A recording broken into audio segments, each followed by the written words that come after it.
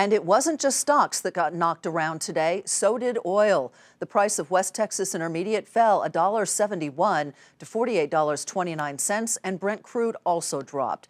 Jackie DeAngelis takes a look at the connection between the dollar and oil and what it could mean for prices. Oil prices have fallen more than 50% in the last 12 months, down 20% in the last 3. While analysts, investors, and traders have all been talking about the supply-demand imbalance as the main culprit, there's another less obvious factor that can have a big impact on crude prices, and that's the dollar. Simply put, when the dollar strengthens, it pressures oil prices. That's because crude is priced in dollars. So when the dollar goes up, traders using other currencies to buy crude find it more expensive. Many traders are buying in, you guessed it, euros. The euro falling to a fresh 12-year low against the dollar. Traders expecting the euro to weaken to parity fairly soon.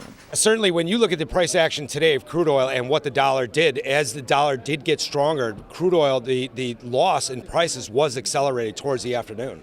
And this isn't the first time the almighty dollar has impacted crude prices. In 2009, when crude dropped from more than $140 a barrel to the low 30s, the dollar strengthened significantly at the same time. Back in 2009, we saw the U.S. dollar move considerably against the euro, and we're seeing that today again. As the dollar strengthens, crude oil comes off. But if there is a pause in that strength and you see actually the euro start to strengthen, crude oil will rise again. And the expectation is that the dollar won't quit. Many have been calling for the dollar index to cross 100 early this year. At 98 and change, we're not far away. And that means more pressure is likely for oil. For Nightly Business Report, I'm Jackie DeAngelis.